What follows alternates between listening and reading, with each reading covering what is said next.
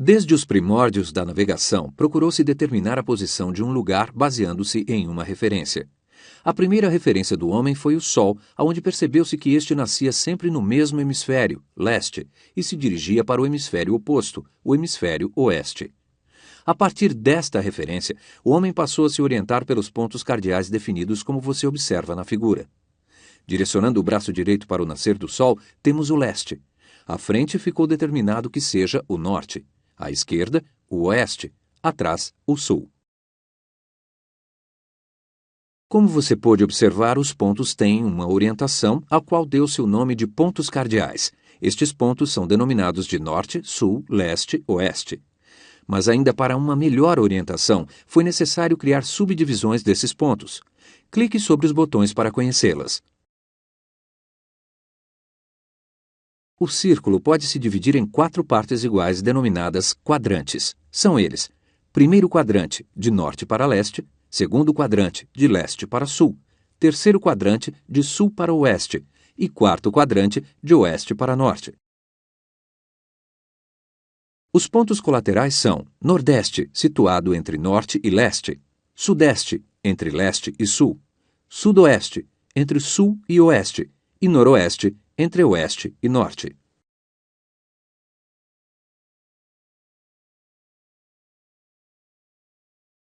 Os pontos subcolaterais são nor-nordeste, entre norte e nordeste; este-nordeste, entre nordeste e leste; este-sudeste, entre leste e sudeste; sul-sudeste, entre sudeste e sul; sul-sudoeste, entre sul e sudoeste; oeste-sudoeste, entre sudoeste e oeste; oeste-noroeste, entre oeste e noroeste; e nor-noroeste, entre noroeste e norte.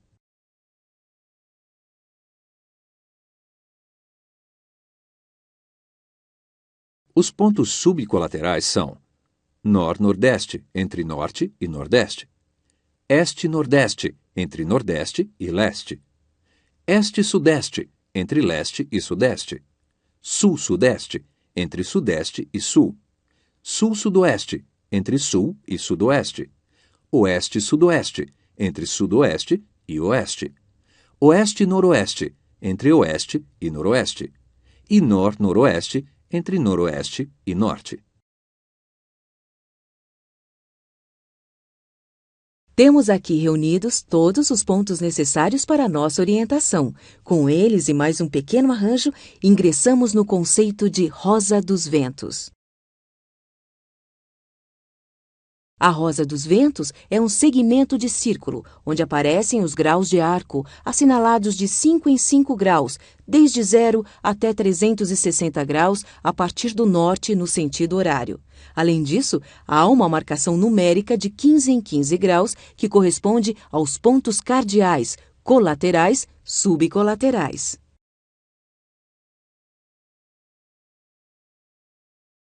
Clique sobre os botões para reconhecermos alguns elementos para a determinação da posição e da direção da aeronave em relação à superfície terrestre. Distância é o comprimento do intervalo que separa 2 pontos no espaço. O arco é uma porção curva qualquer da circunferência, é um segmento de circunferência. Grau é cada uma das 360 partes iguais em que se divide a circunferência do círculo. Eles serão lidos juntos com os minutos e segundos para se medir um ângulo. Cada grau é igual a 60 minutos e cada minuto é igual a 60 segundos. As unidades de medida de distância mais utilizadas estão aqui apresentadas. Clique sobre os botões e vamos conhecer cada uma delas. Milha náutica é a unidade de medida de distância adotada pela OACI, Organização Aeronáutica Civil Internacional, sendo por isso largamente utilizada em navegação. Seu valor corresponde a 1 minuto de um círculo máximo e mede 1.852 metros. A milha terrestre, também conhecida como ST, Statute Mile é a unidade de medida de distância utilizada pelos países anglo-saxônicos e mede 1.609,35 metros, ou simplificadamente 1.609 metros. O quilômetro é a unidade adotada pela maioria dos países que utiliza o sistema de medidas decimal para medir distâncias terrestres. 1 quilômetro mede 1.000 metros. Podemos relacionar as unidades de medida e peso da forma apresentada nesta tela.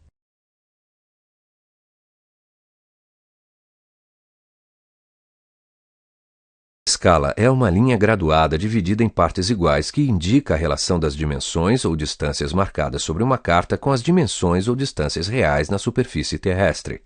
A escala pode ser fracionária ou gráfica. Clique sobre a palavra fracionária ou gráfica conforme seu interesse ou arraste a régua com seu mouse. Escala fracionária é uma distância obtida através de cálculos matemáticos e demonstrada através de fração matemática. A unidade de medida mais utilizada na escala fracionária é o centímetro. Clique nos botões de exemplo.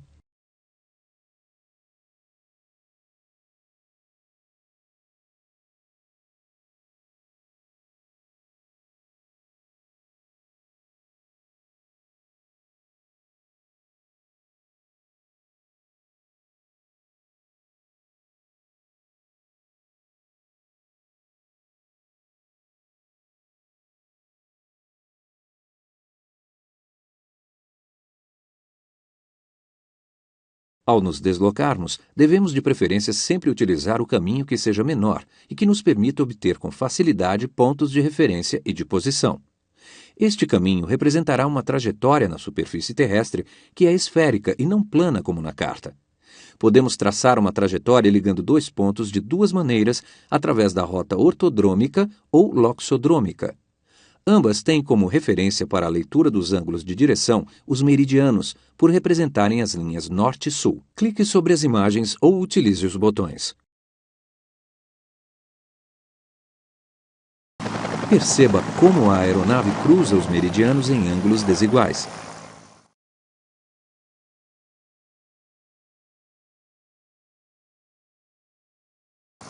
Perceba como a aeronave cruza os meridianos em ângulos iguais.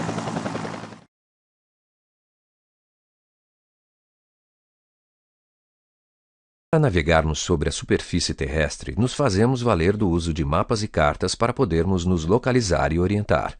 Esses mapas e cartas são representações gráficas da superfície terrestre sobre um plano, aparecendo o gradeado formado pelos paralelos e meridianos. Para planificarmos as projeções, utilizamos o cone e o cilindro. Podemos classificar as projeções quanto à sua origem em gnomônica, estereográfica e ortográfica. Clique sobre os botões para visualizar a origem de cada uma. Quando a origem for no centro da Terra, a projeção será chamada de gnomônica.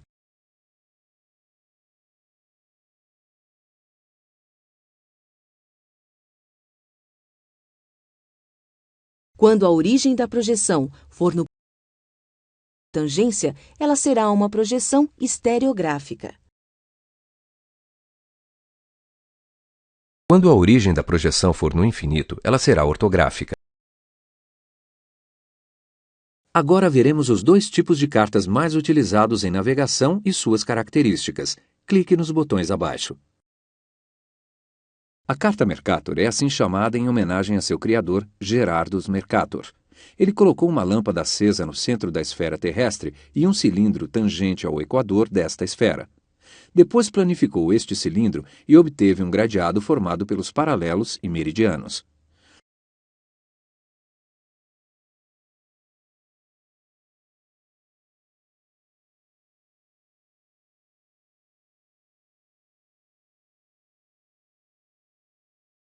Observe as características da carta Mercator.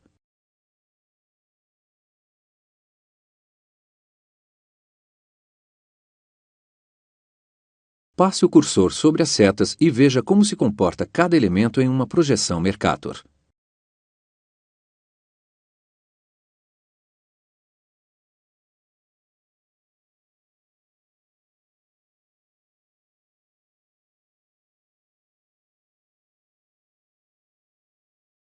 A carta Lambert é assim chamada em homenagem a seu criador, o físico alemão Johann H. Lambert.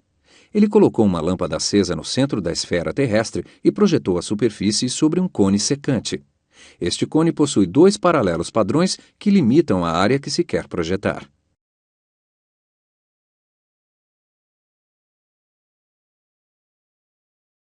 Observe as características da carta Lambert. Passe o cursor sobre as setas e veja como se comporta cada elemento em uma projeção Lambert.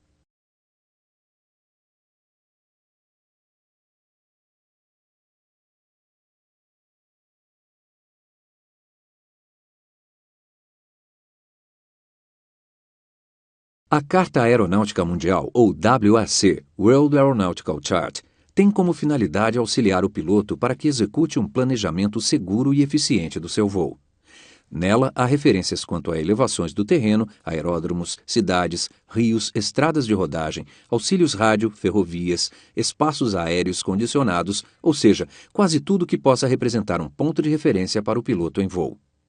A WAC é produzida pela DEPV, Diretoria de Eletrônica e Proteção ao Voo, com uma escala de 1 por 1 milhão para a utilização em voo visual, tendo seus paralelos e meridianos numerados com as latitudes e longitudes e divididos de minuto em minuto. Passe o cursor sobre a legenda para identificar cada símbolo exibido na carta. Clique o mouse e arraste a carta para ver outros pontos da mesma. Clicando o botão Sobrepor, você poderá dar zoom na carta.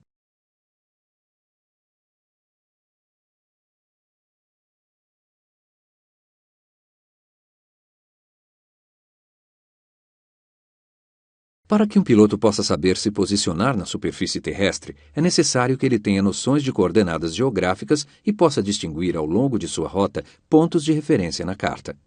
Para tanto, deve saber que toda a parte superior da carta está voltada para o Polo Norte verdadeiro e, de acordo com as latitudes e longitudes, saberá onde se localiza o Equador e o meridiano de Greenwich. A latitude será plotada na escala de latitudes impressa sobre um meridiano e a longitude na escala de longitudes impressa sobre um paralelo, contando-se sempre os minutos da menor latitude ou longitude para a maior. Arraste o ponto A com o mouse para obter as coordenadas.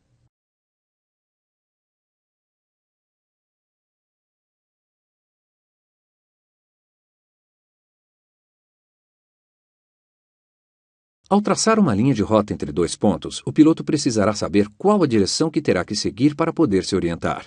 Para isso, ele necessitará de uma direção de referência, no caso, o norte verdadeiro, que na carta será a direção do meridiano, para a partir deste obter um valor angular no sentido horário.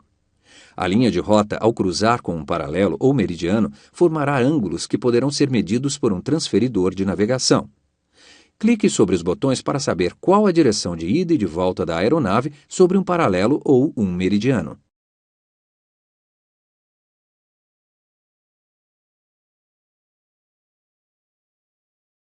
Arraste o transferidor sobre o meridiano e perceba como a direção da rota se altera.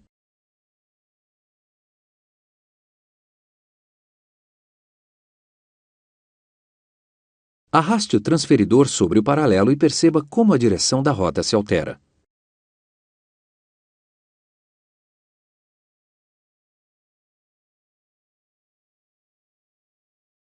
A medição da distância na carta é conseguida unindo-se os pontos de saída e de chegada com uma linha reta.